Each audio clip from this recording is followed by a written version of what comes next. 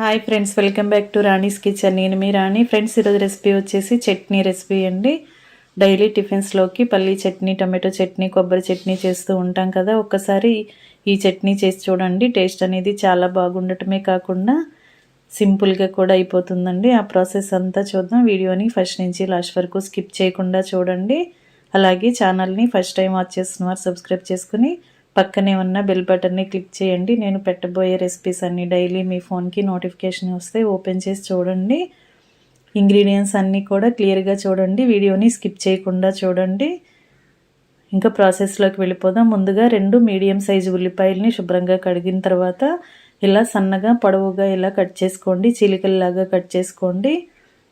అలాగే 2 టేబుల్ స్పూన్లు పచ్చిశనగపప్పు తీసుకుని 2 టేబుల్ స్పూన్లు మినపప్పుని తీసుకోండి. 1 టేబుల్ స్పూన్ ధనియాలు తీసుకుని 1 టీ స్పూన్ జీలకర్రని, చిటికెడు మెంతుల్ని తీసుకోండి.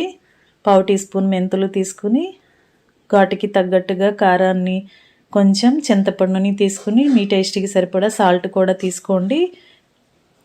ఇంకా ప్రాసెస్ స్టార్ట్ చేద్దాం. స్టవ్ ఆన్ చేసి కళాయి పెట్టుకుని 1 టేబుల్ స్పూన్ ఆయిల్ వేసుకుని ఆయిల్ బాగా కాగిన తర్వాత పచ్చిశనగపప్పు అంతా కూడా కళాయిలో వేసుకుని బాగా ఫ్రై చేయండి. లో ఫ్లేమ్లోనే వీటిని బాగా ఫ్రై చేయండి. ఇవి కొంచెం ఫ్రై అయిన తర్వాత ఇలా మినపప్పుని కూడా వేసుకుని బాగా ఫ్రై చేయండి. పొట్టు మినపప్పుతో అయినా చేసుకోవచ్చండి. పొట్టు లేని మినపప్పుతో, చాయ్ మినపప్పుతో అయినా కూడా చేసుకోవచ్చు. ఈ పప్పులు కూడా బాగా ఫ్రై అయ్యేంత వరకు ఇలా గరిటెతో కలుపుకుంటూ ఫ్రై చేసి 1 టేబుల్ స్పూన్ ధనియాలను కూడా వేసుకుని వీటిని కూడా దోరగా ఫ్రై చేయండి. ఫ్లేమ్ మొత్తం తగ్గించి ఫ్రై చేసుకోండి, లేదంటే మాడిపోయే ఛాన్స్ ఉంటుంది. చట్నీకి టేస్ట్ అనేది అంత బాగోదు. లైట్గా ఇలా ఫ్రై చేసిన తర్వాత 1 టీ స్పూన్ జీలకర్రను కూడా వేసుకుని చిటికెడు మెంతుల్ని కూడా వేసుకుని కొంచెంగా చింతపండుని కూడా వేసుకోండి. వీటిని కూడా ఆయిల్లో 2 నిమిషాలు బాగా ఫ్రై చేయండి. ఫ్రెండ్స్, డైలీ చేసుకునే చట్నీ కన్నా ఒక్కసారి ఈ చట్నీని ట్రై చేసి చూడండి. చాలా చాలా టేస్టీగా ఉంటుంది. పప్పులన్నీ కూడా బాగా ఫ్రై అయిన తర్వాత ఉల్లిపాయ ముక్కలన్నీ కూడా వేసుకుని వాటిని కూడా ఆయిల్లో కలుపుకుంటూ ఫ్రై చేయండి. ఉల్లిపాయలు అనేవి ఫాస్ట్గా మగ్గటం కోసం కొంచెంగా సాల్ట్ వేసుకుని సాల్ట్ అంతా కూడా ఉల్లిపాయల్లో కలుపుకుంటూ 2 నిమిషాలు బాగా ఫ్రై చేయండి. ఉల్లిపాయ ముక్కలు అనేవి మగ్గటానికి టైం అనేది కొంచెం పడుతుంది కదా. మూత పెట్టుకుని బాగా మగ్గించండి. సాల్ట్ వేసిన తర్వాత ఉల్లిపాయ ముక్కలు అనేవి చాలా ఈజీగానే మగ్గిపోతాయండి. మధ్య మధ్యలో చూసుకుంటూ కలుపుకుంటూ మగ్గించండి. ఇలా ఉల్లిపాయ ముక్కలన్నీ కూడా దోరగా ఫ్రై అయ్యాయి కదా. మరి ఎక్కువగా బ్రౌన్ కలర్ రావాల్సిన పని లేదండి. బాగా మగ్గి సాఫ్ట్గా వస్తే సరిపోతుంది. ఈ టైంలో మీ ఘాటుకి తగ్గట్టుగా కారాన్ని యాడ్ చేయండి. 2 టేబుల్ స్పూన్లు కారం వేసాను. తగినన్ని వాటర్ పోసి కారం అంతా కూడా వాటర్లో కలిసేలా ముక్కల్ని బాగా కలుపుకుంటూ మూత పెట్టి ఉడికించినట్లయితే ఉల్లిపాయ ముక్కలన్నీ కూడా బాగా సాఫ్ట్గా ఉడుకుతాయండి. ఈ విధంగా కలుపుకుంటూ మూత పెట్టి ఉడికించండి. వాటర్ అన్నీ కూడా మగ్గి ఎగిరిపోయి ముక్కలన్నీ బాగా మగ్గేంత వరకు ఉడికించండి. వాటర్ అన్నీ ఎగిరిపోయి ఆయిల్ అనేది పైకి రిలీజ్ అవుతూ ఉంది కదా. ఈ టైం వరకు కూడా మధ్య మధ్యలో చూసుకుంటూ కలుపుకుంటూ ఉడికించండి. ఉల్లిపాయ ముక్కలన్నీ కూడా బాగా ఉడికి సాఫ్ట్గా వచ్చేయండి.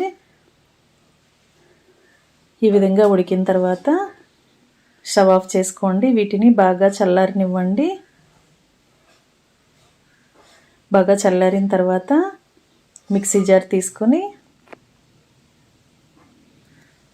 ఇవన్నీ కూడా జార్లో వేసుకోండి.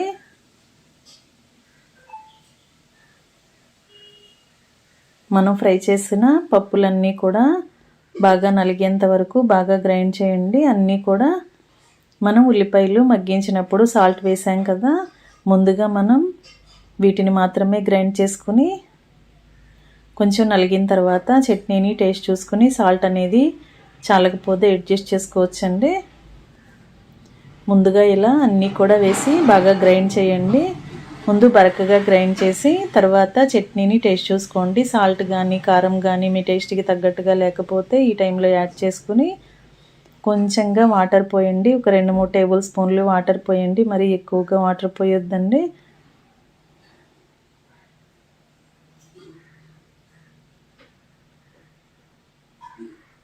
మూత పెట్టుకుని మరొకసారి బాగా గ్రైండ్ చేయండి. ఈ విధంగా బాగా నలిగిన తర్వాత టేస్ట్ చూసుకుని సాల్ట్ కారాన్ని అడ్జస్ట్ చేసుకుని పక్కన పెట్టుకోండి. ఈ చట్నీకి పోపు వేద్దాం. స్టవ్ ఆన్ చేసి కళాయి పెట్టుకుని 1 టేబుల్ స్పూన్ ఆయిల్ వేసుకుని ఆయిల్ కాగిన తర్వాత శనగపప్పుని వేసుకోండి. అలాగే మినపప్పుని కూడా వేసుకుని కొంచెంగా జీలకర్రని కూడా వేసుకోండి. అలాగే చియా సీడ్స్ అండి, చియా సీడ్స్ కూడా పోపులో వేసుకుని కలుపుకోండి. అలాగే ఇంగువ కూడా వేసుకోండి. 1 టీ స్పూన్ ఇంగువ కూడా వేసుకుని మొత్తం అన్నీ కూడా బాగా ఫ్రై అయిన తర్వాత కరివేపాకు రెబ్బలు కూడా కొన్ని వేసుకోండి. ఎండుమిర్చి ముక్కలు కూడా కొన్ని వేసుకోవచ్చండి. మీకు ఇష్టం ఉంటే ఎండుమిర్చిని కూడా వేసుకోండి.